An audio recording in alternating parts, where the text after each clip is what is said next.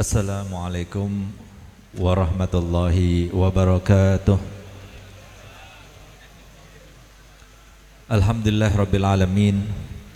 Wassalatu wassalamu ala ashrafil anbiya'i wal mursalin Sayyidina wa habibina wa syafi'ina wa nuri qulubina Muhammad Habibi rabbil alamin wa imamil ghurril muhajjalin wa ala alihi wa sahbihi ajma'in.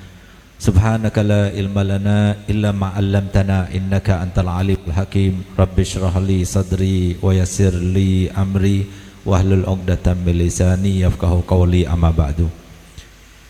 Habaibun al-kiram wa masyayikhun al-ajilla wal hudur al-kurama hafizakumullah. Alhamdulillah, patut kiranya untuk kita panjatkan puja dan puji syukur kita ke hadirat Allah SWT, karena pada siang hari ini alhamdulillah kita bisa mendoakan, membacakan tahlil, dan semoga apa yang telah kita baca disampaikan kepada almarhum, dan berkat almarhum dan apa yang telah kita baca semoga kita pulang ke rumah masing-masing dalam keadaan semua hajatnya dikabulkan, semua dosanya diampunkan, semua penyakitnya disembuhkan, dan semoga kita termasuk seperti almarhum meninggalkan dunia ini dalam keadaan iman dan Islam ala husnul khatimah. Amin amin ya rabbal alamin, tentunya setelah panjang umur, sehat walafiat. Masyarul muslimin rahimakumullah. Alhamdulillah kita diperintahkan oleh Nabi kita Muhammad SAW untuk selalu mengambil pelajaran, saking terbatasnya waktu yang kita punya masing-masing. Masing-masing dari kita pernah berkendara, kendaraan berbeda-beda, bermacam-macam kendaraan, tapi pernah kita naik lalu kemudian kita turun. Kecuali satu kendaraan saja yang terus kita naik dan tidak pernah turun. Sekali turun selama-lamanya kita tidak akan naik lagi, yaitu meninggal dunia. Itulah kendaraan yang bernama nyawa dan waktu. Tidak pernah melihat yang namanya usia, tidak pernah melihat yang namanya kesehatan, tidak pernah melihat bahkan kepada sebab-sebab kematian. Tapi ketika sudah datang waktunya, ya sudah, kita harus pasrah. Oleh karena itu, ayo sama-sama kita ambil pelajaran bahwasanya sebagaimana Habib Ali telah menyusul orang tua beliau, guru-guru kita, para syiban-syiban kita, dan semoga yang masih ada para ulama kita dan syiban kita masih panjangkan umurnya, sehat badannya, maka kita pun juga demikian. Habib Ali sudah sukses melewati kehidupan, tapi kita yang masih menjalani kehidupan ini belum tentu sukses. Hidup ini tidak bagi Nabi Muhammad, tidak bagi Imam Ali karamallahu wajhah, tidak juga bagi Sayyidina Hasan dan Sayyidina Husain, tidak juga kepada para ulama, tidak juga kepada siapapun juga. Semuanya terasa menyulitkan. Tidak ada dunia yang mudah untuk siapapun juga, karena dunia itu adalah medan di mana kita diperintahkan Allah Ta'ala untuk pasrah dan tunduk kepada ketentuannya. Tujuannya satu-satunya adalah pasrah dan tunduk kepada tujuannya, bukan untuk mencari rezeki yang halal misalnya, bukan untuk mencari ilmu yang banyak luas seperti, tidak, tapi semuanya itu media untuk kita itu menjalani kehidupan dengan pasrah dan tunduk kepada Allah Ta'ala. Itu yang dituju daripada kehidupan kita. Tapi banyak di antara kita, apalagi saya sendiri, yang kita itu kadang-kadang sudzon kepada Allah Subhanahu wa Ta'ala. Disangkanya begini, begitu dan sebagainya. Disangkanya kita diperintahkan hanya untuk mencari rezeki. Kalau kita tidak menggunakan peluang ini, maka akan hilang peluang ini, tidak akan kita dapatkan lagi dan sebagainya. Padahal Allah Ta'ala sudah ada skenarionya, sudah ada naskahnya. Oleh karena itu tidak mudah menyatu dengan skenario Allah Ta'ala, menyatu dengan ketentuan Allah Ta'ala, itu tidak mudah. Tapi akan menjadi mudah kalau kita bisa menjalankan tiga hal. Tiga hal inilah yang diajarkan oleh para aslafuna, terutama para alawiyin, para ulama. Mereka berpegang teguh kepada tiga hal ini. Yang pertama, kalau kita ingin merasakan seperti yang dirasakan oleh mereka, sebagaimana Nabi kita Muhammad SAW menjalani kehidupan dengan satu filsafat saja, tidak ada yang lainnya, terkait dengan ketentuan Allah yang, mohon maaf, disangkanya cuma saya saja yang punya masalah yang paling besar, cuma antum saja, cuma dia saja, cuma mereka saja. Sama semua, semuanya bermasalah. Nggak ada yang nggak tidak masalah, semuanya bermasalah. Dengan porsi masing-masing Allah berikan masalah-masalah tersebut, tapi tujuan akhirnya adalah supaya Allah tahu bagaimana kita menghadapi ketentuannya dengan pasrah dan tunduk. Oleh karena itu kita lihat bagaimana kita belajar kepada kehidupan Nabi kita Muhammad SAW. Di saat-saat Nabi SAW merasa dirinya sudah terpuruk, bukan terkait dengan dunia, bukan terkait dengan masalah-masalah yang dihadapinya terkait dengan manusia dan sebagainya. Justru ketika beliau dilempar, ketika beliau disambut dengan batu bebatuan, ketika beliau masuk ke kota Taif dengan maksud dan tujuan yang baik, tapi justru yang didapatkannya semacam itu. Beliau merasa terpuruk, beliau merasa tidak berhasil, beliau merasa tidak sukses. Dan itu yang dirasa oleh Nabi SAW terkait dengan ketentuan Allah Ta'ala. Berbeda dengan kita. Kita tidak sukses mencari dunia, kita tidak sukses punya mobil, kita tidak sukses punya rumah dan sebagainya. Ini beliau tidak. Tapi filsafatnya tidak berbeda. Dan kalau kita belajar untuk berfilsafat seperti filsafat kehidupan Nabi, maka kita akan menjalani juga yang tadinya sulit menjadi mudah. Karena sebagaimana katakan oleh orang tua kita, masalah itu tergantung kita. Kalau masalahnya itu sendiri semuanya bermasalah, tapi tergantung kita. Masalah itu mau dibesarkan jadi besar, masalah itu dikecilkan jadi kecil. Dan masalah itu sudah Allah serta Nabi Muhammad SAW memberikan kita sebuah solusi. Masalah itu solusinya cuma satu. Solusinya adalah tawakal kepada Allah. Allah sudah siapkan skenarionya, naskahnya, bagaimana jalan keluarnya nanti dan sebagainya. Yang penting kita itu ingat pada Allah. Oleh karenanya satu yang menjadi kealpaan kita, satu yang menjadi masalah terbesar kita adalah kalau kita sudah lupa kepada Allah.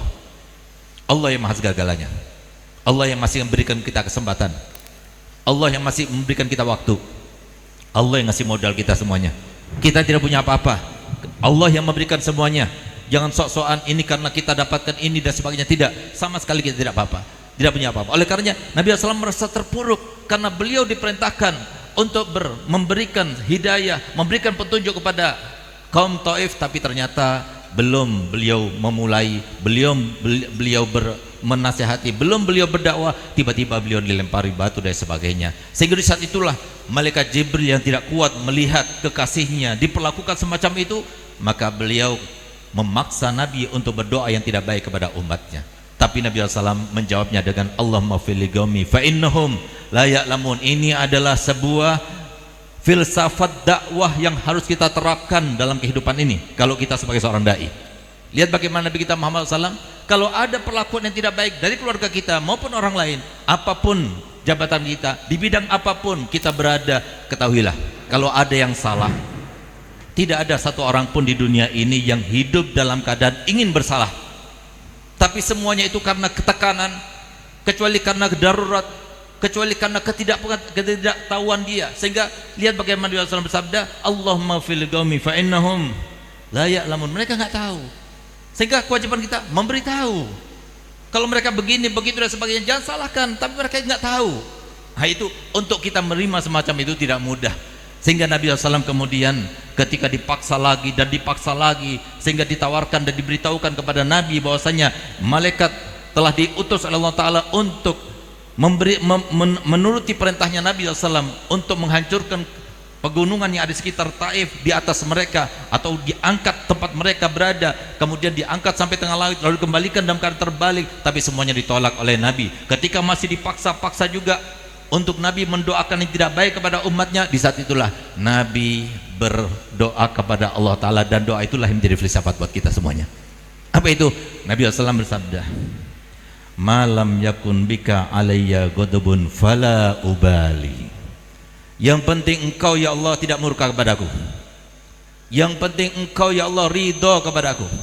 Yang terjadi kepadaku bagaimanapun aku tidak peduli. Aku hina tidak peduli, aku terluka tidak peduli, aku diremehkan tidak peduli. Yang penting engkau ridho kepadaku. Itu yang harus kita terapkan. Dan untuk menuju kepada yang semacam itu tidak mudah, kecuali kalau kita bisa melewati 3 hal. Yang pertama, dan itu adalah sebuah pesan daripada saya punya abah almarhum Habib Hasan dan Ummuna almarhumah Hubabah Khadijah binti Muhammad Hinduan, yang beliau selalu pesankan kepada anak-anaknya. Yang pertama, beliau selalu sampaikan kepada kami, 3 PR atau 4 PR ini jangan sampai kau tuntaskan ketika kau mati, tapi jauh sebelum kau mati harus tuntas. Yang pertama, jangan pernah merasa lebih baik dari satu orang pun. Selama kita masih merasa lebih baik satu orang pun, kita mudah marah, kita mudah emosi, kita mudah iri, kita mudah dengki, karena kita nggak tahu bahwasanya kehidupan ini terus berlanjut, berjalan, bukan menuju tambah jauh daripada kuburan, tambah dekat kepada kuburan. Kita nggak tahu sampai kapan, tapi kehidupan kita bukan tambah jauh daripada kematian, tapi tambah mendekati kematian. Sehingga ketika kita itu merasa bahwa kita lebih baik dari satu orang pun, maka kita akan berlaku dengan kelakuan-kelakuan iblis yang dia telah mengatakan ana khairum minhu, aku lebih baik darinya. Oleh karenanya saya punya abah selalu berkata begini, supaya kamu cepat merasa seperti itu segar, Abi mau bertanya dengan dua pertanyaan. Jawab pertanyaan Abi. Baik Bi. Yang pertama, berani kau bersumpah? Ada satu saja kebaikan yang pernah kamu lakukan dulu, sekarang pasti Allah terima. Saya bilang nggak berani Bi. Yang kedua, berani kau bersumpah? Ada satu saja dosa yang pernah kamu lakukan dulu, sekarang pasti Allah berikan taubat dan Allah ampuni dosa-dosamu itu. Saya katakan nggak berani Bi. Bagaimana saya tahu? Saya nggak tahu. Lalu apa kata saya punya abah? Kalau kamu tidak berani bersumpah dengan dua hal itu, atas dasar apa kamu merasa lebih baik dari satu orang pun di dunia ini? Saya sempat bertanya, walaupun dari orang kafir Bi, walaupun dari orang fasik Bi, walaupun dari orang yang pegang di tangannya botol-botol minuman, karena kita nggak tahu. Rasulullah sendiri yang telah menyampaikan, fa innal umura kullaha bi khawatimiha. Setiap orang itu ditentukan sekarangnya. Kalau sekarang seperti sekarang ini, insya Allah kita termasuk ahli jannah. Masalahnya kita bagaimana baik atau tidak itu ditentukan nanti di akhirnya. Semoga kita termasuk yang akhirnya baik insya Allah. Amin ya rabbal alamin. Yang kedua kata sebenarnya Abah, jangan pernah benci kepada seorang pun. Jangan pernah benci pada seorang pun. Nggak ada seseorang itu yang kemudian melakukan suatu kelakuan, berkata suatu perkataan tidak dikehendaki Allah Ta'ala. Tidak ada. Semuanya sesuai dengan rencana Allah. Nggak ada sebab kebetulan. Semuanya sudah rencanakan. Tujuannya siapa? Kita. Sasarannya siapa? Kita. Kita yang mau diampuni dosanya, kita yang mau diangkat derajatnya, kita yang mau diberikan pahalanya. Oleh karenanya kalau kita benci kepada dia, berarti kita benci kepada seseorang yang tidak melakukan apa-apa, karena Allah yang berkehendak semuanya sesuai dengan firman Allah Ta'ala dalam Al-Quran, wa ja'alna ba'dakum li ba'din fitnatan atasbirun. Kami jadikan, sengaja kami jadikan, kami ciptakan antara satu dan yang lainnya adalah cobaan bagi yang lainnya. Untuk apa? Sabar apa tidak? Sehingga di sini yang perlu kita lakukan, kita terapkan dalam kehidupan sekarang ini, terutama di akhir zaman, banyak sabar. Habib Alwi bin Syihab beliau mengatakan, antum fi zamanin tahtajuna ila sabrin kasir walakin sabrukum qalil. Kalian itu berada di zaman perlu kepada sabar yang banyak, tapi sabarnya kalian itu sedikit. Sabar demi Nabi Muhammad, sabar demi umat, sabar demi diri kita sendiri, sabar demi masa depan kita. Sebentar saja, jangan khawatir, Allah pasti melihat. Yang hak pasti akan benar, yang hak pasti akan terkuak, yang batil pasti akan jatuh, pasti akan hina, sesuai dengan skenario Allah Ta'ala kepada Nabi Adam dan putranya Habil dan Gabil, kepada Nabi Musa, Nabi Harun, Nabi Idris, Nabi Nuh, nabi-nabi yang lainnya, semuanya sudah skenario seperti itu. Dhaharal haq wa zahaqal batil innal batila kana zahuqa. Tapi harus kita landasi dengan rahmat. Yang ketiga kata saya punya abah, dan ini adalah syarat untuk kita menyatu dengan ketentuan Allah, adalah harus ada rahmat kepada sesama, tanpa aling-aling, tanpa siapapun rasnya, apapun agamanya, harus ada rahmat sebagaimana rahmat Nabi kita Muhammad kepada sesama. Ayo sama-sama, kita berada di zaman yang perlu kita sabar yang banyak. Jangan sampai kita berbuat sesuatu, berkata sesuatu yang akan menjadi sebab orang yang lainnya menderita, orang yang lainnya jadi resah dan sebagainya. Biarkan kita itu memikirkan diri kita sendiri. Percayalah bahwasanya Allah tidak diam, Allah hanya menunggu kapan waktunya. Pertolongan pasti akan terjadi pada kita semuanya. Oleh karenanya kita mulai dari diri kita sendiri. Kita mulai bahwasanya kita adalah orang yang patut untuk mendapatkan rahmat di tempat ini. Kita adalah orang yang patut mendapatkan maghfirah di tempat ini. Kita adalah orang yang patut mendapatkan doa di tempat ini. Dan semoga kita semua termasuk yang bisa menjalankan tiga hal tersebut, sehingga kita bisa mendapatkan seperti makam Al-Habib Ali bin Saleh. Beliau itu Masya Allah, jadi sekian kali kena stroke, serangan stroke dan sebagainya, tapi beliau itu pasrah kepada Allah. Beliau sangat tahu bahwasanya beliau selalu berpesan kepada kami, pernah berpesan kepada kami, hidup ini kayak air, jangan melawan, ikuti saja. Tapi yang pasti jangan sampai kita berada di dalam satu keadaan ataupun ucapan ataupun kelakuan di situ ada murka Allah. Tidak, tapi gunakan filsafatnya Nabi, malam yakun bika alayya ghadabun fala ubali. Selama engkau tidak murka pada aku ya Allah dan perkelakuanku ataupun perkataanku ataupun keadaanku, maka aku tidak peduli kepada siapapun. Semoga kita semua termasuk dirahmati Allah Ta'ala. Semoga kita semua termasuk yang diberikan hidayah oleh Allah Ta'ala. Semoga kita dibuka hati kita oleh Allah Ta'ala sehingga kita menjadi sebab orang lain menjadi senang, gembira, bahagia, semuanya sejahtera dan terampuni dosa-dosanya, bukan malah sebaliknya. Rabbana atina fid dunya hasanah wa fil akhirati hasanah wa qina adzabannar. Hadanallahu wa iyyakum. Assalamualaikum warahmatullahi wabarakatuh.